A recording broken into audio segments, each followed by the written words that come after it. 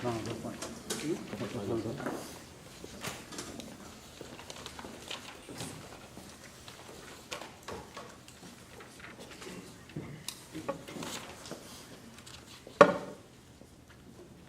of all, as you all know, theme number, please. 51. Government 51. We're 60, but we're also missing a pen. No, I'll take the marker. You good? You need an extra one? That one? You sure? I'll write really big. Opposition 60. I think the pen problem will be resolved soon. he got it. Okay. So for all the other points, you don't need instant translation, right? Okay. For the rules, I think now you don't know them pretty well. For the time, she's going to demonstrate to you how she will do it. So for the minutes, and then 30 seconds, the last 10 seconds. After your time is gone, 15 last seconds to finish, to wrap it up. And then she's going to ring the bell to say no more time. Every second spent after that moment is penalty. Okay? She's also going to flag protected time, the end of protected time with the bell. No pen? Lots of pens. Lots of pens.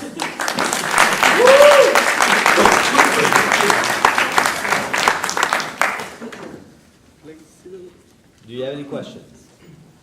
I'm going to read the motion to you for this final.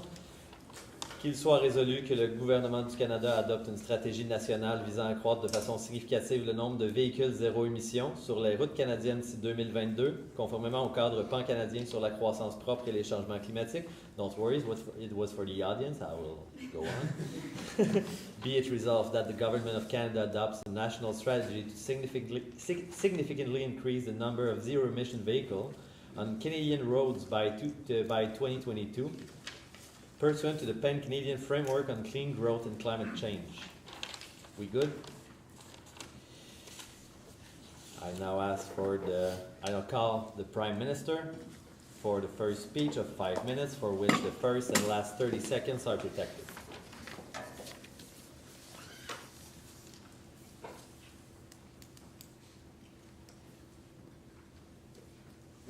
Thank you, Mr. Speaker. Our current environment is at risk and in danger. If our global temperature increases 2 degrees, we will hit a point of no return, in which case our environment will be in a lot of danger. And it's for these reasons, Mr. Speaker, that we here on Side Government are here to present to you the resolution, be it resolved that the Government of Canada adopts a national strategy to significantly increase the number of zero-emission vehicles on Canadian roads by 2022, pursuant to the Pan-Canadian Framework on Clean Growth and Climate Change. Now, the first thing I would like to do is be clear on what our strategy actually will be. That strategy is to incentivize car companies through some sort of financial benefit to invest in zero-emission vehicles. In addition, we will also be focusing on education and awareness on the benefits of why we should be using zero-emission vehicles and why we should be switching to them. Now, Mr. Speaker, we need to recognize that first off, this attempt has been made in the United States and failed. But the reason for that was because it did not get the support it needed from car and fuel companies. And what in Canada, fuel technology has reached its peak. And unfortunately, we need to find a new way to get cars on the road, and this is how we're going to do it. Mr. Speaker, we are taking a proactive and a non-reactive approach to climate change. And what we're going to do for you, Mr. Speaker, is I'm going to present to you 3 arguments, and my other member of government will present to you a 4th. So we're going to have an environmental argument, a political argument, as well as an economic argument. So the first argument is the environmental argument. We in Canada are a leader in environmental change. We are a leader, and CO2 emissions from cars is one of our largest contributing factors. We need to protect our environment, Mr. Speaker. Because of all of the CO2 emissions and all of the risk that we see in our environment, we see globally that there are environmental issues. For example, when you see hurricanes in Puerto Rico that devastate the country, we need to recognize that this is because our environment is in danger, and we need to change it. And the only way to do this is we need to start somewhere. And this strategy is where we're going to start. We need to protect our environment, and we need to take the necessary steps to do so. This is the logical next step. We already take the steps necessary in implementing carbon tax as well as signing the Paris Accords. We recognize that the way we treat our environment needs to change, and this is how we're going to do it. This brings me to that second argument. We actively look for ways to reduce our carbon footprint. Being a global leader on the international stage in terms of protecting the environment is of great importance to us. If internationally we can be seen as a leader, it incentivizes other countries to follow suit. If we are a leader and we see that we are regressing in the way that we treat our environment, Mr. Speaker, this is going to demonstrate to other countries that we are no longer capable of protecting the environment. And this makes us as a country look bad. We need to recognize that we need to take the steps that are necessary by implementing this strategy, by raising awareness, by educating consumers why they should be choosing zero-emission vehicles over gas-emitting vehicles. This is what's most important. This brings us to the economic argument.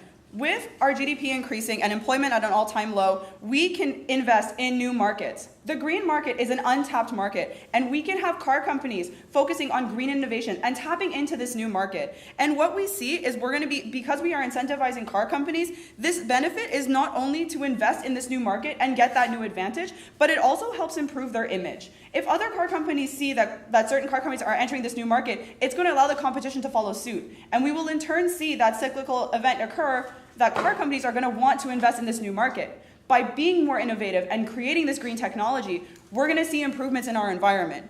And finally, with this, when they're investing in this new technology, this will in turn return on investment and return into the economy, which will help lower our deficit and further increase our GDP. And we see this as very important, Mr. Speaker. So we need to recognize that by improving by having this market being tapped, we can acknowledge the fact that car companies will be able to invest. In addition, with this incentive, they will see the benefits coming back to them as well. So not only will they be reflected having good images and being environmentally friendly on the global stage, but this will help other companies identify where the changes are going. Someone needs to start the change, Mr. Speaker, and we on site government believe that with this strategy, this is what will happen. So what are we looking at today, Mr. Speaker? We're looking at number one, that our environment is at risk. And if we don't make a change soon, we are going to hit that point of no return, and there will be no change that we can make that in any way make a difference. And second of all, being a leader in protecting the environment, we have started implementing strategies to help make the change necessary as well. But we need to continue down that road. We need to continue making changes, and we need to continue showing that we are a leader. And finally, by having this new market, by making these changes, we're going to see that untapped market growing and expanding, and we're going to see car companies reinvesting in this new market, and they will in turn see that investment coming back to them. And it's for these reasons that we are proud to propose. Thank you, Madam Prime Minister. I now call the leader of opposition for his speech of 5 minutes, for which the first and last 30 seconds are protected.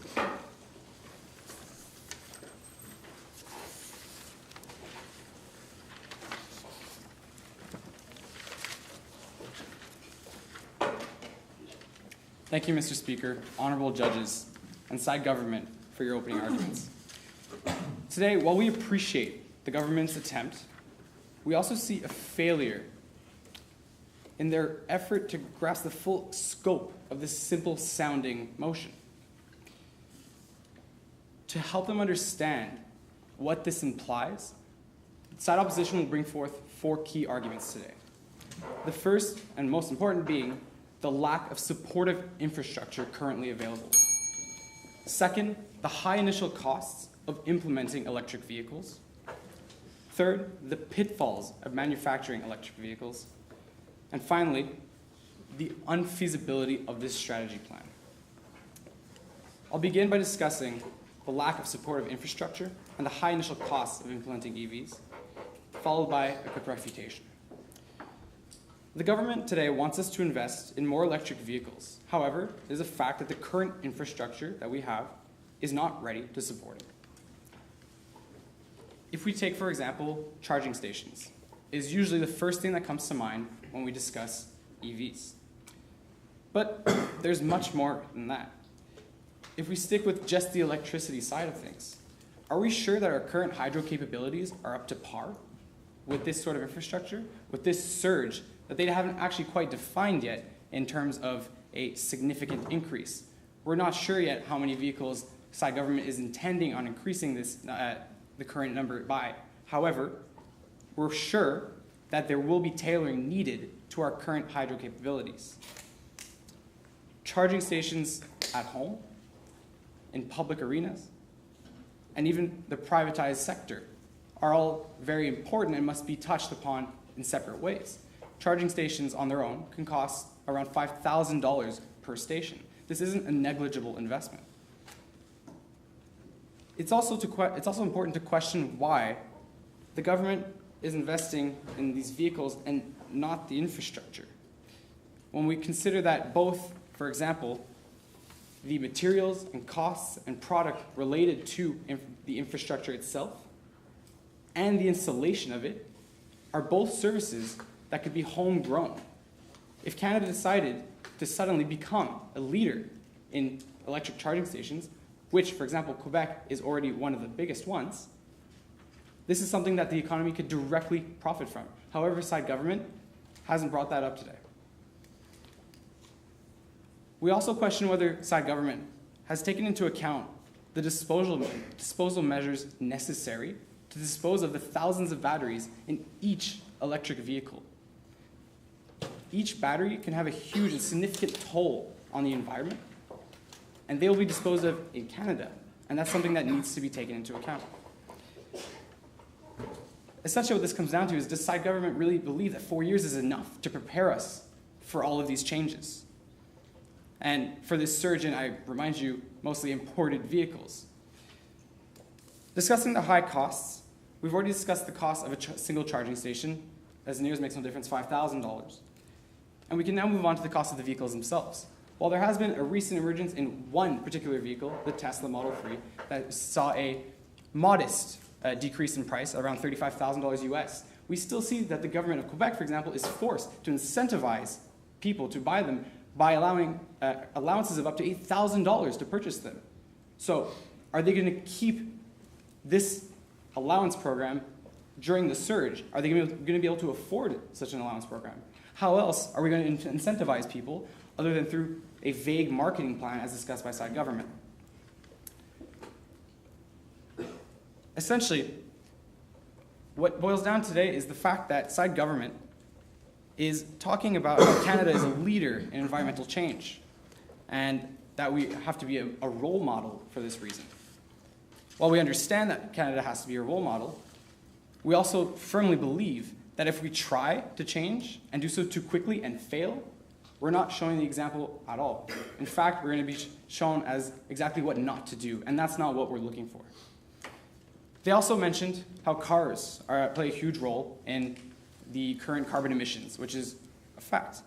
However, based on a very recent industry report by Roland Berger, for example, trucks take a much more important place in actual emissions throughout the country. However, side government has only mentioned enticing car manufacturers. So it leaves side opposition wondering, why haven't they even touched trucks, for example? Finally, we are side opposition, and what we stand for is a sustainable solution to a sustainable future. For that reason, this motion shall not pass. Thank you. Thank you, Mr. Dier.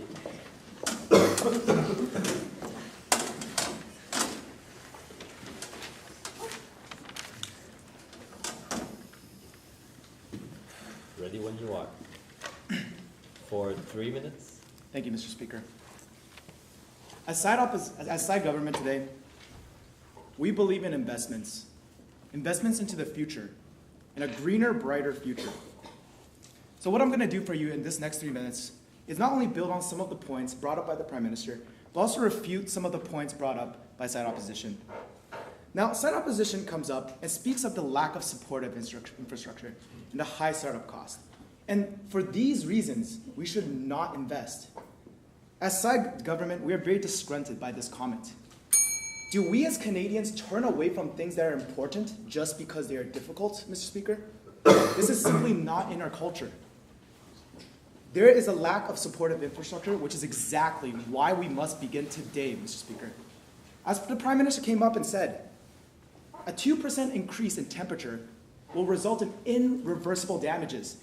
How is the time to begin this infrastructure not now?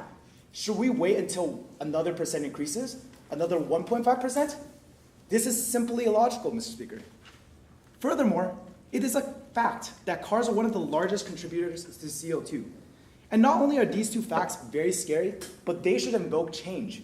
And this is exactly what we as side government suggest. Now, side opposition comes up and talks about the fact that Quebec is one of the biggest users of electric vehicles. This is exactly why, as the Canadian government, we want to go forward and contribute this trend to the rest of the provinces. This is a good thing, Mr. Speaker, and it's exactly why we must support this. Now, they talk about the Tesla Model X, but they failed to mention that in the United States, upon launch, this vehicle was sold out almost immediately. We can see there is demand for these electric vehicles, Mr. Speaker. This is something that us as Canadians want, and why are we as the government not giving it to them? That is simply illogical. Now, they talk about the fact that disposing batteries is going to cause a large environmental danger. Is this really true, Mr. Speaker? These batteries are rechargeable. Tesla batteries are usable for upwards of 5 years. The impact these have to the environment are so much less than the CO2 that is destroying our environment every single day, Mr. Speaker. This is simply inviable. Now, they talk about this economic idea that we can't afford this, but Mr. Speaker, we must recognize this isn't money we're throwing away. This is an investment. This is a cycle. We see that there is a market, and why are we not going forward towards it? In Canada, the electric market, car market, is very untapped, and we must recognize that gasoline vehicles have reached the peak of their technology. As a leader in global leader in environmental cases, and with an untapped market, it is simply illogical to side government to not carry forward this motion. So again, we are side government. We are for a greener future, and we are for a brighter future. And it's for these reasons we are proud to propose. Thank you. Thank you, Mr. Member of the Government. And I call the first member of the opposition for his speech of 3 minutes, for which the last 30 seconds are protected.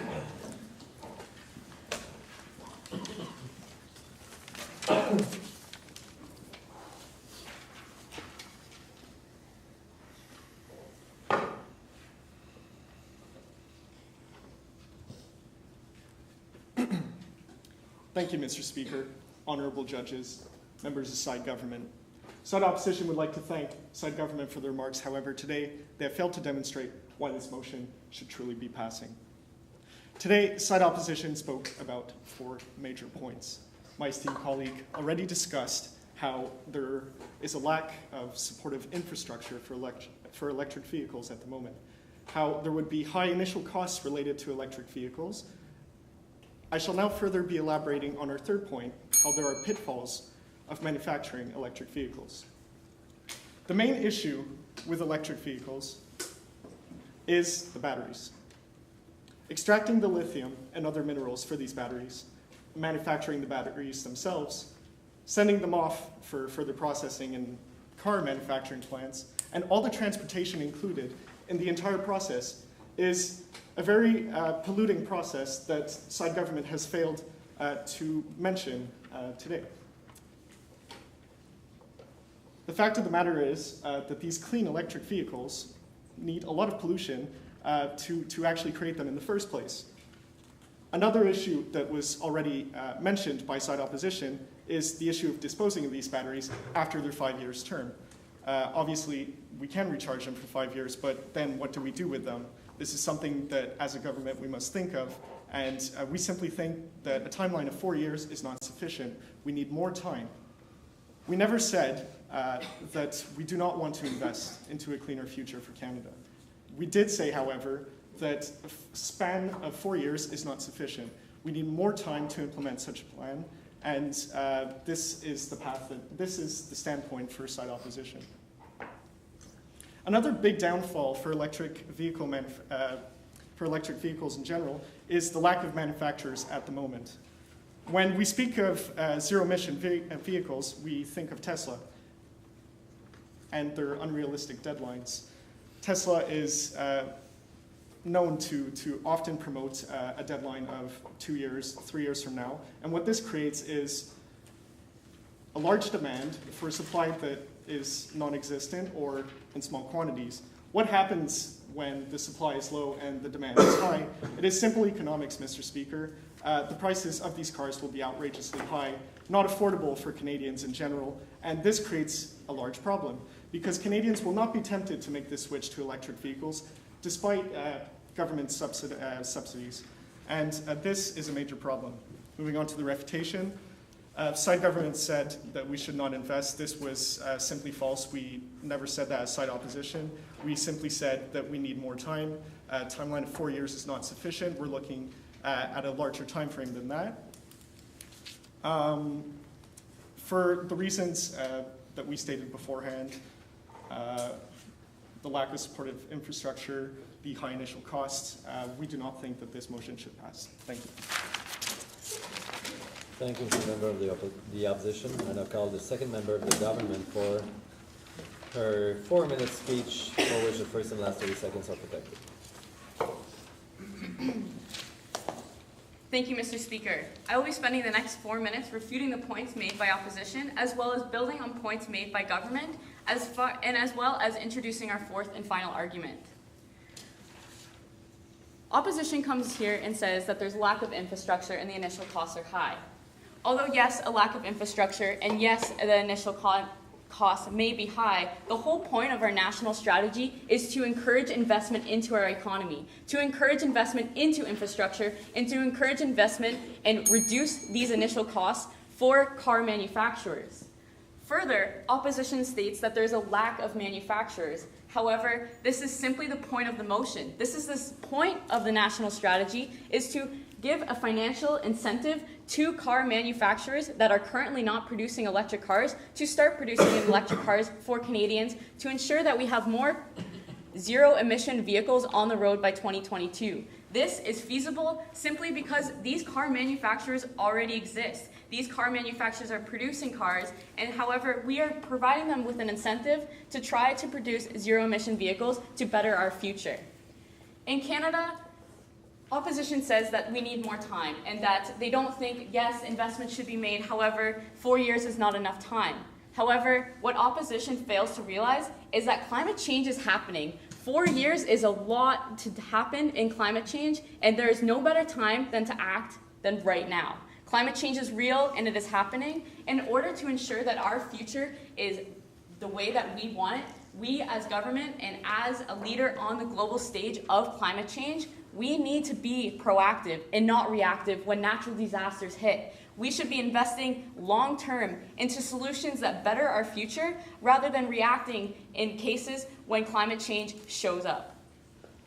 Now to move on to our fourth and final argument is the social argument. We need to think of the future. We need to think of the children and their children, because let's face it, climate change is real and it is happening.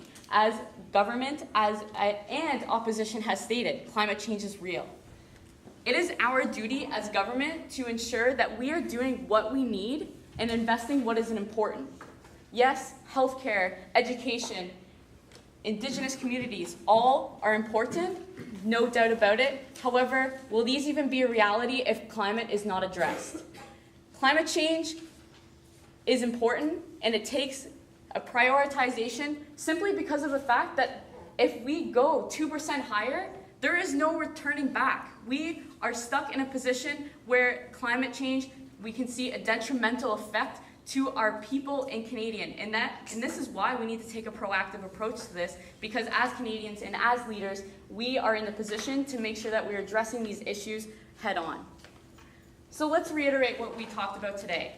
Government comes up and proposes a national strategy to incentivize manufacturers and car companies to produce zero-emission vehicles. This ensures that we will have more electric cars on the road by 2022. What it boils down to is the future. Climate change is real, as I have said before. There is no stopping it unless we make a proactive approach to making sure that we can minimize the impacts of it and find ways as a leader in the international stage and let others follow suit. Let's be first. Let's not wait around until the time is right, because the time is right now. Climate change doesn't wait for anyone, and so that is why, as government, we believe that this motion should and will stand. Thank you. Thank you. I now call the second member of the opposition for his speech of 4 minutes, for which the first and last 30 seconds are protected.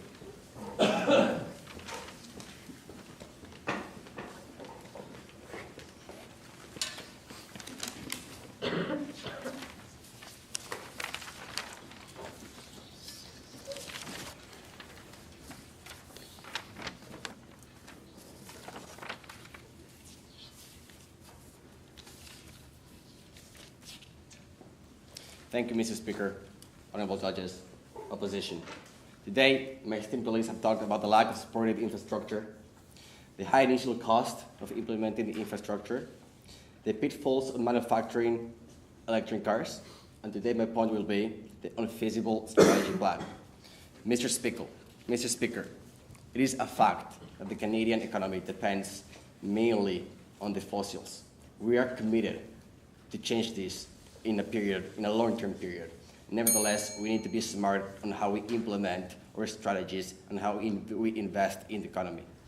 The opposition, the side government, has continuously stated their intent to invest in our economy. But we have trouble understanding how incentivizing foreign car manufacturers is benefiting the domestic company. There are no current Canadian domestic manufacturers that produce electric cars. It is a fact. And if they really care about our industry and on our economy, we should plan a strategy plan to shift from fossils into the new energy area, which is electricity, electric cars, and we need to do this smartly, and we need to create it in a reasonable time manner. For instance, Holland in Europe, they have committed a few years ago to implement a 10-year plan to increase their zero-emission electric cars.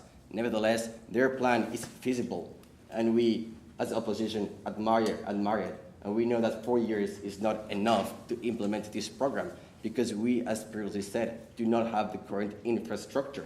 We are giving our money to foreign car companies, and they're benefiting from our purchases. Nevertheless, the domestic economy is detrimentally being disadvantaged. That being said, I'm going to move into my rebuttal. The opposition has said how the Tesla cars last year, when they released the new model, they sold out, that there's a lot of opportunity in the market. Of course there is, and that's why we need to invest in our own industry and do the shifting from the fossils into this new market, because customers are demonstrated their enthusiasm and their interest in shifting the fossil consume into more green energy vehicles. We need to be smart about how we shift our economy into a long future benefit to our economy. We have a huge commitment for climate change, as previously stated. We will do so implementing the proper strategies so that our population, Canadians, benefit from it. We will commit to all energy, environment commitments, doing it properly and rightly in a proper time manner. 4 years is not enough.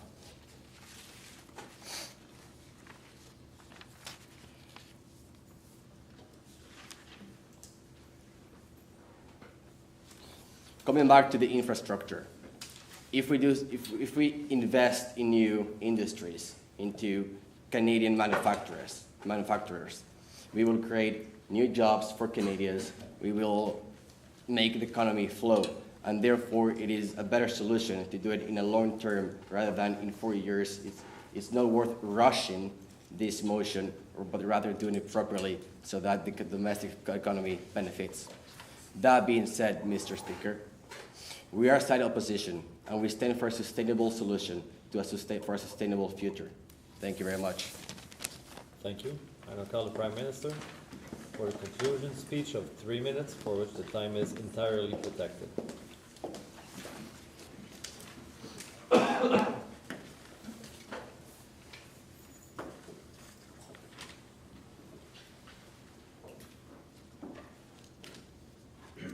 Thank you, Mr. Speaker. When you look to the future, what do you see? Do you see the trees growing? Do you see our environment strong? Or do you see it fading behind you? We here on side government see that at the rate that we're going, we won't have an environment to look at, and we need to make a change. What this boils down to is protecting the environment. Mr. Speaker, we need to recognize that any change made at this point is better than no change. When opposition comes up and says that it is an unreasonable goal to put zero-emission cars on the road by 2022, Mr. Speaker, there is no set number in this discussion as to how many cars we put on the road, because at this point, any zero-emission cars that are on the road are better than none. We need to eliminate the amount of CO2 that is being emitted by cars, and by eliminating these cars and putting zero-emission vehicles, we are taking the steps necessary for this change. When we come up here and tell you that the environment is at risk, Mr. Speaker, this is not something to be taken lightheartedly. We need to recognize that we are putting the steps necessary in place to make this change. We need to recognize that if opposition wants to come up and say that batteries have their own pollution when it comes to disposal, Mr. Speaker, CO2 emissions are probably more dangerous than disposing of these batteries. And we need to recognize that there are consequences to everything that we do, and there are benefits to everything that we do. And in this situation, our benefits are going to outweigh the consequences. We need to recognize, Mr. Speaker, that if we do not make a change, we will not have a future. And what we need to see here, Mr. Speaker, is that as a leader in protecting the environment, these are the steps that we need to take.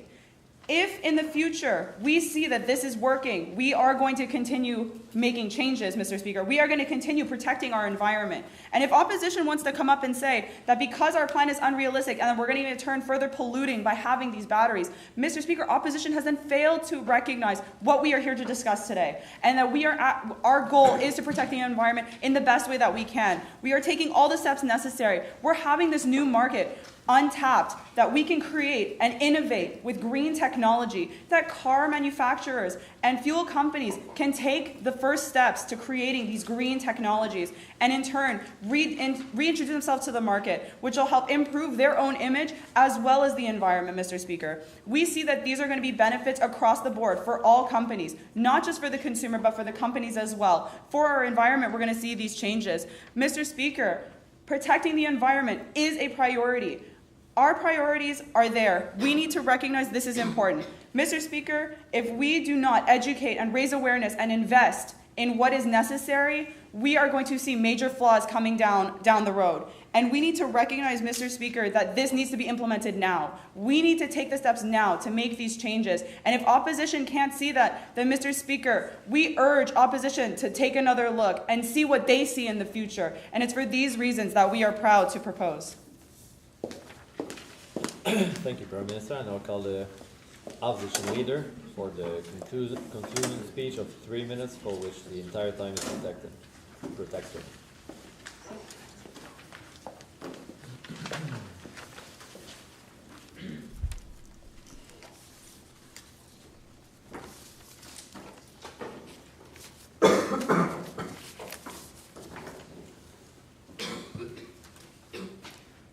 Thank you, Mr. Speaker, honorable judges. The motion at hand today was that the Government of Canada adopts a national strategy to significantly increase the number of zero-emission EVs on the Canadian roads by 2022 and pursuant to the Pan-Canadian Framework on Clean Growth and Climate Change. Today, the opposition has brought forth 4 main arguments, being the lack of supportive infrastructure, the high initial costs related to implementing EVs, the pitfalls of manufacturing EVs, and finally, the unfeasibility of the strategy plan. When we look at side government's arguments today, we see that they have discussed incentivizing car companies. However, at the moment, Canada has no car manufacturers in the nation whatsoever, and especially when we consider EVs. So essentially what side government is talking about is subsidizing foreign companies to sell to our citizens. At least, in our opinion, incentivize the Canadian population, as Quebec is doing. However, that is not what side government has offered.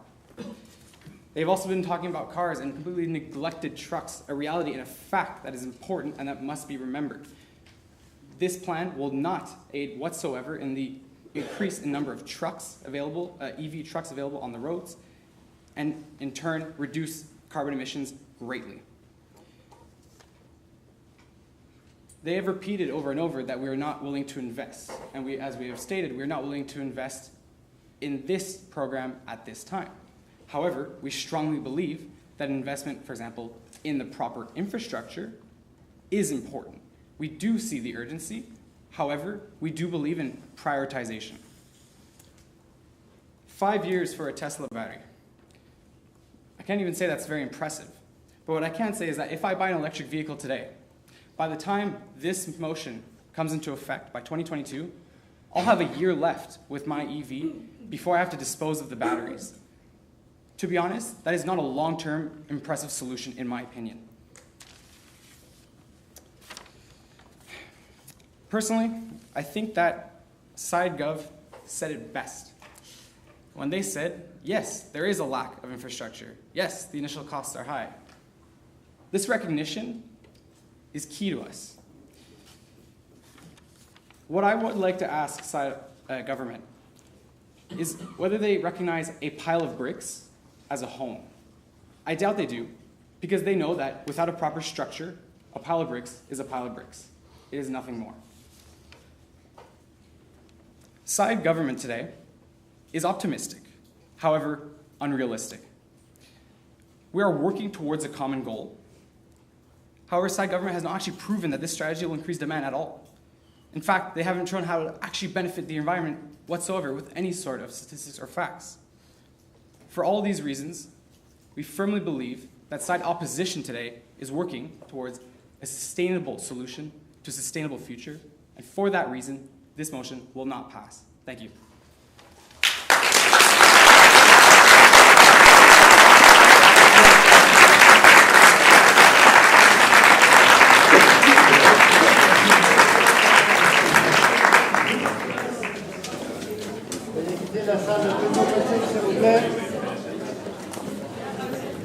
Veuillez quitter la salle immédiatement, s'il vous plaît. Merci, bonne soirée. Merci, bonne soirée. Merci, bonne soirée. Merci, bonne soirée. Merci, bonne soirée. Merci, bonne soirée. Merci, bonne soirée.